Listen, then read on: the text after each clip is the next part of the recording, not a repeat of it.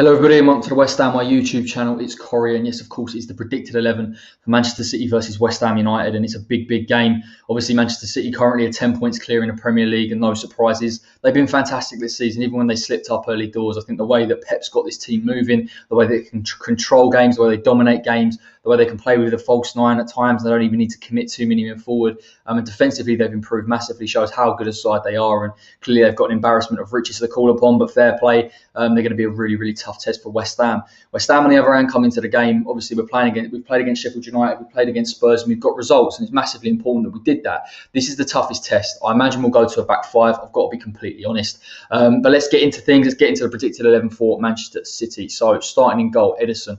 No surprises there. Phenomenal keeper, let's be honest. I mean, he made a few mistakes early doors in the season, and maybe people were saying that his form's dipped, but again, a brilliant shot stopper, and his distribution is different level to what I've seen in terms of the Premier League before.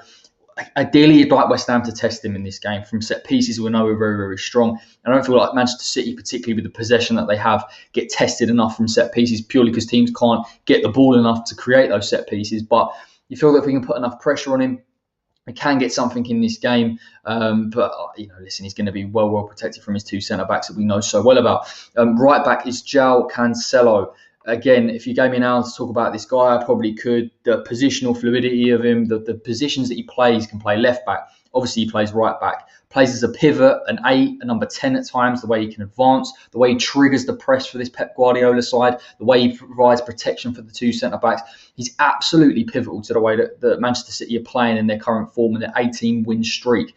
How you nullify him? Very difficult. He isn't going to advance. They don't use the overlapping fullbacks anymore. I know they will sort of contest with that, but they use more of the 8 to create the width if they need to. So Cancelo will probably play in more central areas. You worry that there's overloads created, particularly against West Ham, that could cause some issues. The right-sided centre-back is John Stones, someone that West Ham were linked with, and to be fair, he was out in the cold again at Manchester City, and I've been massively impressed with the improvement from Stones. We know his quality in the ball, his composure, but I think you're seeing elements in terms of his strength, his leadership, his organisational ability. He's adding that to his clear natural talent, and again, he's improving as a centre-back, and him and Diaz, for me, are the best centre-back pairing in the league. Now, Mickey Antonio is possibly a man that he could try and contend with, that is going to pull him into positions that he doesn't want to be in. Lingard with his intelligent runs as well, possibly if Fornals is in the side. Maybe if West Ham can put enough pressure on this Manchester City back 2 or back 3 as it will become, then we can force him into issues. But I think he's matured as a player, and I think that's going to be very difficult. Left-hand side centre-back is Ruben Diaz, £60 million from Benfica in the summer, probably one of the best signings of the window. Again, very good in possession, willing to step up the same way that John Stones is. They found the perfect partnership there. Brilliant in the air, unbelievable leader. I think he's helped John Stones quite a bit in terms of that positional sense, and both of them together provide a lot of stability. Obviously, they'll use the pivot in Rodri or Fernandinho, and that's obviously a natural part of things, particularly with the side that plays a high line, but both comfortable in possession, both great in the air, both good in strength. We have to try and put pressure on them when we get the opportunity to do so. They're not infallible. They just are very difficult and very good players. Left back is probably Alexander Zinchenko. Again, a lot of us know him from the fact that he's sort of adopted from a left winger side, and I think Pep's played around with either having Cancelo at left back or possibly Benjamin Mendy, but he seems to be the man at the moment in the side, and he's a good player technically. He's not, people don't give him credit because he's not the level of a Stones or a Diaz, but he's a very good player going forward as well. He's composed in possession, willing to offer runs, good deliveries. I'd probably be looking at Jarrod Bowen to give him more issues than someone like a João Cancelo versus Pablo Fornals. So there's no reason why we can't create overloads if we've got a 3-4-3 system with a wing back. Again, it is going to hurt Manchester City. I think Everton adopted a very similar game plan when they played Manchester City. So maybe we can cause them a few issues and create those overlaps. But again, he's not going to advance as far forward. His role has changed. The roles of the fullbacks period have changed within this Manchester City side, so they will be tough to break down. The pivot role I've gone for Fernandinho, probably because I think they're playing Champions League midweek against Borussia Mönchengladbach. Rodri will probably be rested or will play in that game, so Fernandinho will come in. Don't write this guy off. I know he's 35 or however old he is at the minute, but honestly, his positional sense is absolutely outstanding. We know he's comfortable in possession. You have to be in a Manchester City side, but I was really impressed when I watched him against Everton, covering for his two centre-backs, particularly with the high line, willing to drop in, willing to go and press and win the ball at times as well, and Problem is with the Manchester City side, the way that they are, they've got so much fluidity in terms of positions that if one goes, one will drop back in. And he's a major part of that. I think you can't underestimate him. Can West Ham get at him? Probably not. I think the protection that he offers West Ham are never going to commit that many men forward. But possibly, if Manchester City feel very, very comfortable in possession and he steps into the midfield, just like Rodri does, then maybe we can exploit it. Maybe we can get a Souček or a Declan Rice to try and win that battle. But again, I wouldn't advise pressing against a very technically astute Manchester City side. Let's talk about Ilkay Gundogan, if we have to. Brilliant player. Fantastic. The runs that he makes. We know he's composed in possession. His role within this Manchester City side has changed over the years. I think he was looked at more in terms of that possession-based style, the width coming from the fullbacks, and just keeping the press on teams. But what both him and Bernardo Silva have shown, that they can use their athleticism and their intelligence in terms of making runs to get them beyond. And that's why Manchester City don't need a natural number 9, because they can commit players like Gundogan and Bernardo Silva forward. You have to watch out for his runs into the box. If West Ham do play a back four, again, it's going to be incredibly testing. Despite how good Craig Dawson, Diop's been good as well when he's come in, it's going to be a test to deal with that many overloads. And he's a player that we really, really need to keep an eye on. Bernardo Silva, probably another player that goes a little bit under the radar. I know he's dipped maybe from a few seasons ago, but the role of Bernardo Silva generally has changed. I think we knew about his athleticism. He's a diminutive player, but so is Ilkay Gundogan. It doesn't really matter. The fact that he's willing to make runs, his quality from the edge of the box, his link-up play, the fact that both of these two number 8s allow the likes of Sterling and Mahrez to keep the width a little bit, to create overloads in central areas, that's where the battle will be won for me. If West Ham can deal with that and stop those late runs into the box and stop those overloads, we will get an opportunity in this game, or at least to keep the margin very, very low. Let's talk about Raheem Sterling. Again, I mean, he gets better every time I see him. I think maybe the criticism of him as an England fan is the fact that he isn't clinical enough. But I don't think he's really designed to be in this Manchester City side. I think he gets chances. Inevitably, he'll take a few. He got a good goal against Arsenal from a set piece. Let's hope he doesn't get it against West Ham like Lucas Moura did. But you feel that he'll keep the width a little bit. The fluidity that he'll join in with the attacks. He can get to the byline. He's got a decent shot from the edge of the box. He's an inverted winger, so will naturally come onto his right. It will suit West Ham, unless, of course, they create too many overloads. But a hugely important player. That's why he's Pep's go-to. He's the guy that stays in Pep's side. Whatever happens, he's always the man on that left.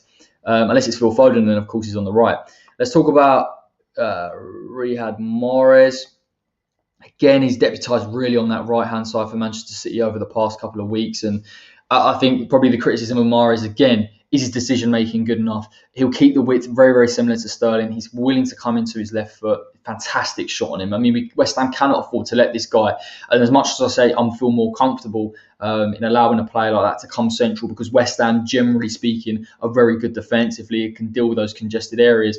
He's a man that I feel that if he can get a shot from distance, he will. And he can test Lucas Fabianski. So if West Ham can try and see him to the byline, if we employ the wing-back system again, we can double up on him, make it very, very difficult for someone like Mahrez to operate, whether to cut in or whether to go to the byline. It will suit West Ham massively in this game. We have to restrict the chances, particularly of those two, because it will allow the introduction of that midfield.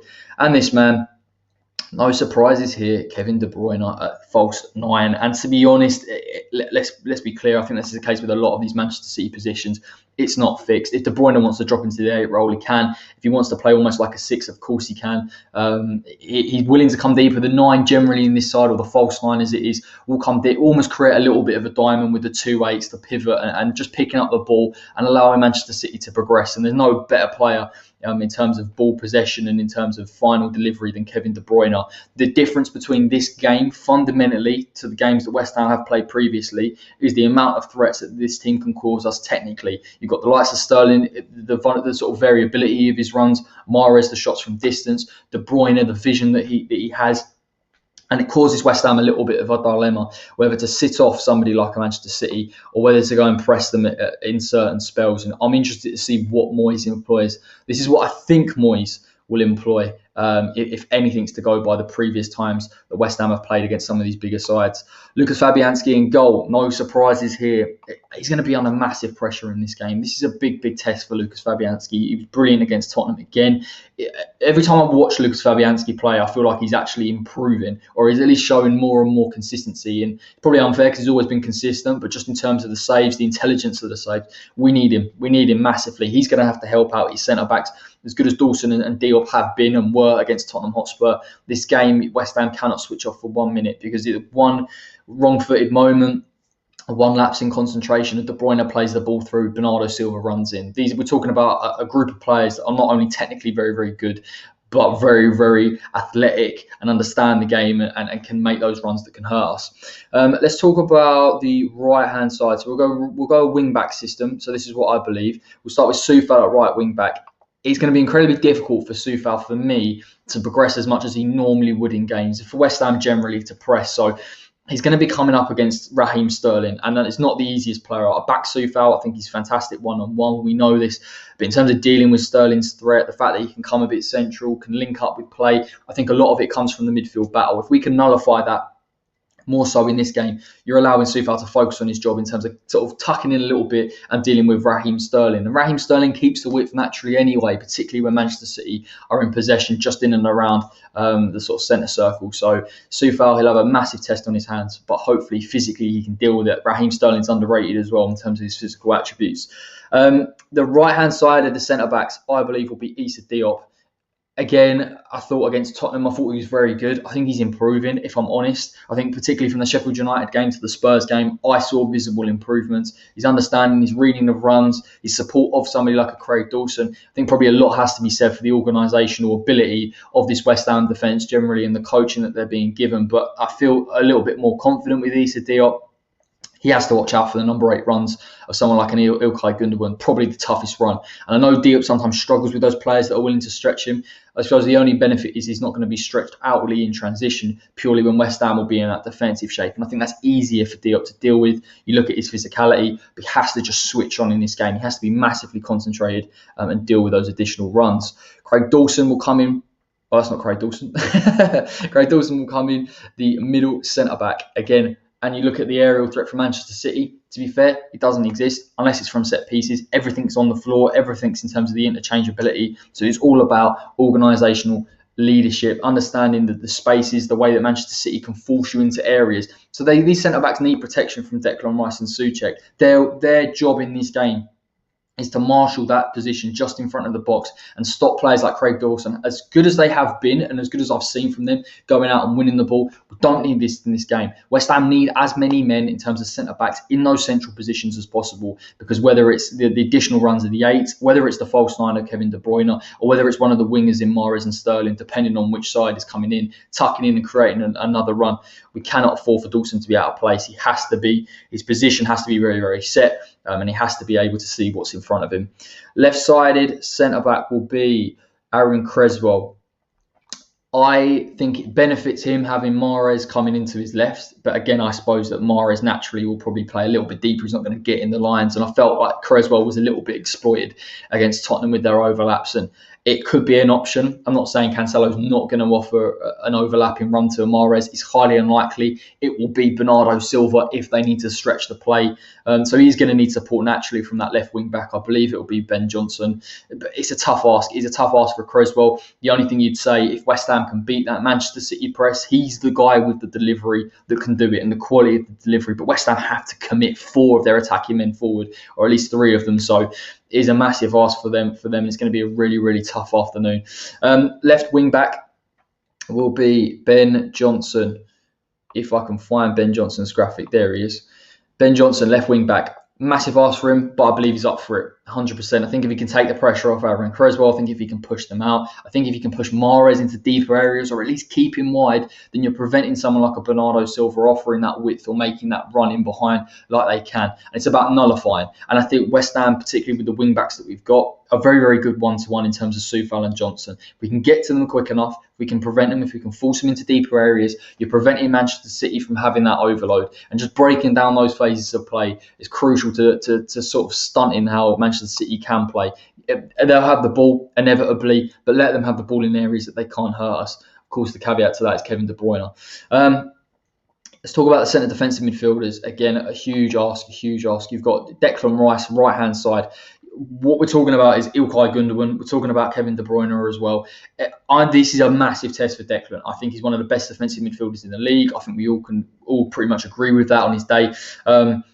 Whether he sets off someone like a Kevin De Bruyne, he's going to have to go and press De Bruyne. Whether I agree with it or not, whether I want West Ham to go and press individually, he's going to have to try and nullify it and force De Bruyne into deeper areas. And Manchester City aren't going to commit men forward when they've got the ball in deeper areas. It's all about possession. It's all about the phases of play. It's all about building up that play gradually and having different angles and numbers in and around. So, I mean, if Declan's able to push on Kevin De Bruyne and force that false line back and have Manchester City keep their diamond shape in that midfield, that's absolutely fine. That's where we need them because they can't hurt us. And I think there has to be an acceptance that at some point, the press will get beaten by Manchester City. It's just how West Ham react. With 5 at the back, you feel that that's more than enough to cope with it, with 3 centre-backs as well.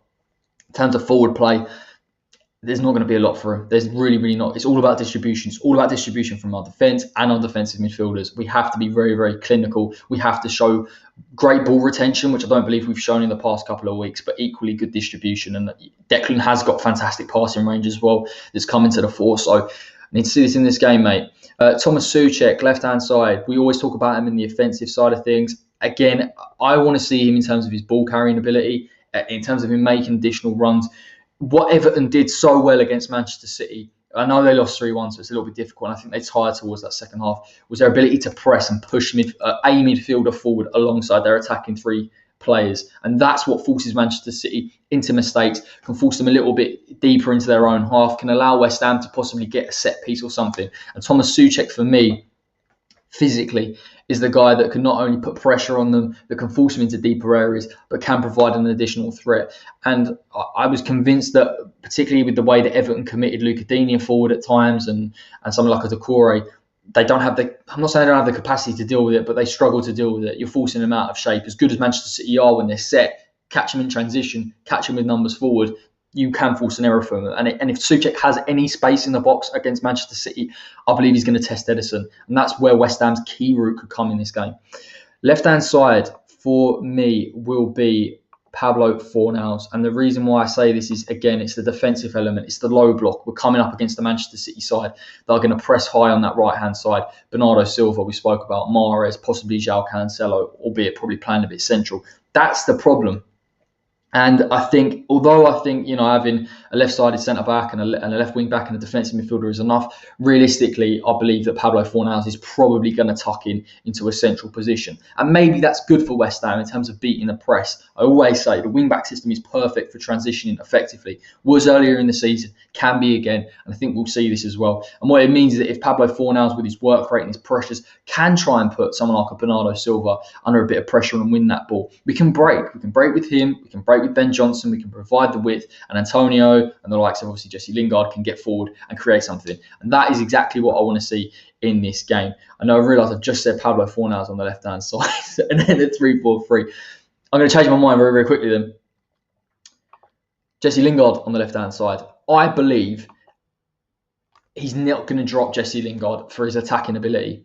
And I think we need Lingard in this game. You know, as much as I'm a massive advocate of being defensive and trying to nullify them and forcing them back because of the overloads, I think Lingard has got enough energy. I think he's got the ability to press them. I think that's all we really need. But he has got the ability to break from deep. And that is what is crucial against Manchester City. I don't feel Everton could necessarily do it as well as they wanted to. I feel like West Ham have got players in Antonio and Lingard that can do it. Jarrod Bowen as well with the directness. And so you've got the energy, the defensive work rate of 2 of the wide sort of players in the right hand side and the left, but also Mickey as well, dropping deep and can able to carry that ball over long distances, and that's how West Ham can try and isolate. But at best, you'll create a 3-on-3, and I think that's the best that West Ham can hope for. But if we're clinical, then naturally, of course, we can get something from this game, or at least a set piece. Right hand side will be Jarrod Bowen. I touched on it just now. Jarrod Bowen in this game is coming up against Zinchenko, and I just honestly believe that if West Ham can break with Soufal and Bowen, whether we take that risk or not, but if we do, we can create an overload on him. The problem is the way that Zinchenko won't advance as far forward as maybe Manchester City have done in the past. No clear-cut route for West Ham to go and beat him. But if you create an overload in a wide area, particularly with the pace and the directness of both of those two, then you can get in behind. And then I want to see a question asked of this Manchester City side. They're so difficult to get possession off, but if you can get possession against them, what do you do with it? And if West Ham do that, I'll be incredibly impressed. And I think that, and particularly with Jarrod Bowen, the pace, the directness, he can beat Zinchenko. As good as he is, as technically sound as he is, Bowen's direct. He needs to be more clinical. He needs to be more decisive, but he will get to that byline. And then, of course, naturally, if you've got Lingard and Antonio making those runs, intelligent runs, then we can get space in behind. And that's what it's going to come down to in this game. If Souček gets forward as well, we'll have players in there. So Bowen has to start for me. And then, of course, up front is Mickey Antonio. And again, I never really sort of subscribe to the idea that he's fully fit. I still don't believe he's fully fit. I really don't. But I was impressed with what I saw against Tottenham. I think for the first half, he had that fitness element to it. He was running, he was chasing, he was harrying. We know he can carry the ball. You're coming up against the Manchester City side that defensively have improved. It's no coincidence they've improved. Rodri or Fernandinho sitting in as well. If you're going to break technically with 3v3. And you need pace and you need movement, and I feel like Antonio can carry that ball from deep areas. And I wouldn't ask him to necessarily go and press up against Manchester City from their midfield. Sit in, let them come on to us. And you believe that if West Ham, with a back five and two defensive midfielders, can cope with that pressure, then these three can progress. And that's what we need to look for. And the intelligence and the movement of Lingard and Bowen and the directness and the ambition to get forward in this game is what could test Manchester City more than other teams have. They're not infallible. They are a brilliant side. They will win the league this season. But there was just a few things against Arsenal, a few things against Everton, a few moments. If West Ham commit enough men forward, press, cause them in issues, create those kind of 3v3s or 4v3s if we can, then we can get something from this game, naturally, of course. But I think we have to create it through width, which is a massive part of Everton's play. And they had Luca Digne playing in the wing-back system, Alex Iwobi as well, stretching them as far as you possibly can, because they still are a back four, irrespective of how they play and how far they press up, they become a back four. And if we're clinical as well, we can do that. Set pieces are a massive part of this game. We have to utilise them. We have to put Manchester City under pressure they haven't been put under before in that area. And I don't believe other teams have really hurt them as much as possibly they could have done. I just feel that West Ham can get something from this game. But a lot of it relies on A, putting out probably one of the best defensive performances we've put out this season, and B, being clinical when we do. And it always tends to do that, but against Manchester City, the margin is so small against these lot. I can't explain to you.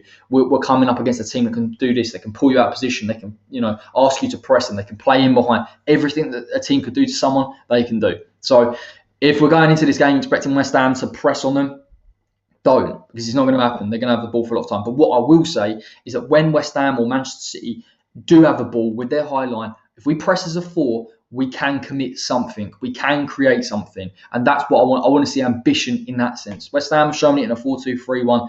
Can we see it in a 3-4-3/5-4-1? So thanks so much for joining me. Score prediction for this game is going to be, I'm going to go 1-0. I've got to back West Ham. It's going to be a really, really tough game.